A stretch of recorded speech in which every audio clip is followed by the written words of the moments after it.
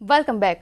સુરતમાં કિશોર ભજિયાવાલાની મિલકતને હરાજી થવાની છે। સોનાના દાગીના, ચાંદીના વાસણોની હરાજી થશે। 24 લાખની ઘડિયાળની પણ હરાજી થશે। કુલ 71 વસ્તુઓની ઓનલાઈન હરાજી કરવામાં આવશે। મહત્વનું છે કે મિલકત ખરીદવા માટે 16 લોકો મેદાનમાં છે। નોટબંધી બાદ ભજિયાવાલાને ત્યાં દરોડા પડ્યા હતા।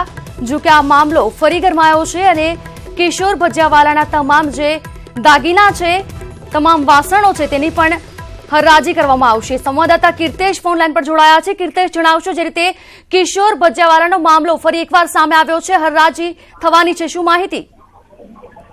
ચોક્કસ સુરતના ઉધના વિસ્તારમાં રહેતા કિશોર ભજિયાવાલા નોટબંધી સમયે સામે આવ્યા હતા। કરોડો રૂપિયાની બેનામી આવક મળી આવી હતી, તેને લઈને ઈડી અને ખાસ કરીને આઈટી વિભાગ દ્વારા તેના ત્યાં દરોડા પાડવામાં આવ્યા હતા। કહી શકાય કે ફાઇનાન્સનો ધંધો કરતો હતો, 41 જેટલી કિંમતી વસ્તુઓ ઓનલાઈન હરાજી માટે મૂકવામાં આવી છે। નોટબંધી સમયે કરોડો રૂપિયાનો સામાન, 2 નંબરની સામાન બેંકમાંથી કબજો કરવામાં આવ્યો હતો। જોકે તેને ત્યાં પકડાયેલી વસ્તુઓમાં સોના ચાંદીના દાગીના, લૂઝ, હીરા, મોંઘીદાર ઘડિયાળ, જ્વેલરી સહિત તમામ સામાનની આજે હરાજી કરવામાં આવશે।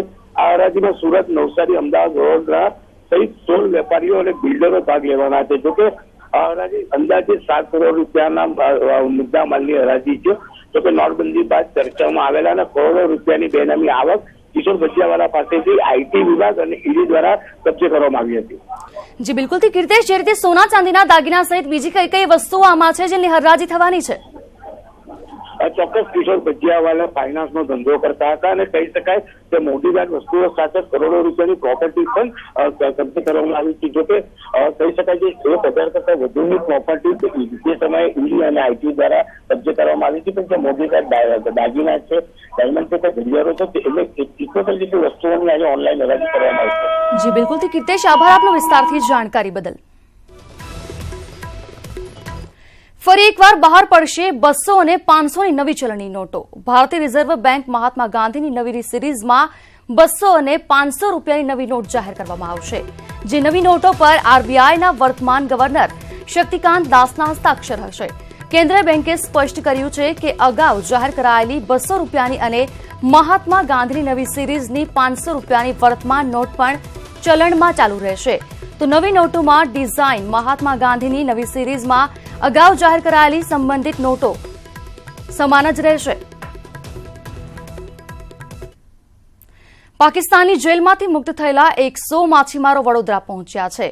16 મહિનાથી પાકિસ્તાનની જેલમાં બંધક બનેલા માછીમારોને મુક્ત કરવામાં આવ્યા અને ગુજરાત પહોંચ્યા। તમામ માછીમારો ગોલ્ડન ટેમ્પલ ટ્રેન મારફતે વડોદરા આવી પહોંચ્યા અને મુક્ત કરેલા માછીમારોમાં ખુશીનો માહોલ છવાયો છે। મત્સ્ય ઉદ્યોગ વિભાગ દ્વારા બસ મારફતે વેરાવળ લઈ જવામાં આવશે। તો આ માછીમારો સૌરાષ્ટ્રના અલગ અલગ જિલ્લામાં રહે છે।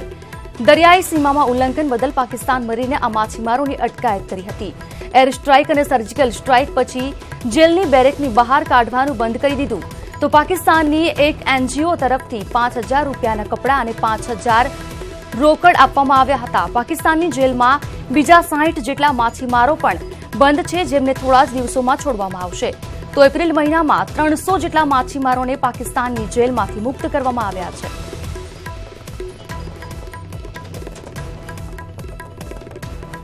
જેલમાં અમે સમુદ્રમાં ગયા હતા, પાકિસ્તાન બોર્ડર પાર કરી ગયા। એ પાકિસ્તાનવાળાએ અમને પકડી લીધા હતા, એ કારણે અમને 15 મહિના રહ્યા પાકિસ્તાન જેલમાં, લાંડી જેલમાં, પાકિસ્તાની મલિર લાંડી જેલ। તકલીફમાં એવું તો કાંઈ બીજી કાંઈ તકલીફમાં નહોતું, પણ જ્યારે આ સ્ટ્રાઇક જે થયું સર્જિકલ સ્ટ્રાઇક થયું, હા, પુલવામા જે હુમલો છે એમાં કોઈ તમને કંઈ પરેશાની કરવામાં આવી? નહીં, અમારે માથે પરેશાનીમાં એમ કે અમે ખુલ્લા ઘૂમતા, આખો દિવસ ઘૂમતા હતા પહેલાં, પછી આ પરેશાની થયા પછી અમને બંધ કરી દીધા હતા। એ એવરેજે 14 થી 16 મહિનાની 16 મહિના સુધી એ લોકો ત્યાં પાકિસ્તાન જેલમાં રહેલા હતા। જે દરિયામાં ફિશિંગ દરમિયાન એ લોકોને પાકિસ્તાન મરીન એજન્સી દ્વારા એમને પકડવામાં આવેલા હતા। બીજા કેટલા હવા ત્યાં આગળ હશે? હવે બીજા નેક્સ્ટ એક 55 બીજા માછીમારા 29 તારીખે છૂટીને આવી રહેલ છે। પાકિસ્તાન જેલમાંથી બીજા કેટલા હવા આવશે? એ હવે 55 આવવાના છે 29 તારીખે। શું આ લોકો સાથે તકલીફ હોય કે પૈસા કે આપે આ લોકો પાકિસ્તાની જેલમાંથી? નહીં, એવું કોઈ તકલીફ છે એવું એ લોકોએ અમને કંઈ જણાવ્યું નથી।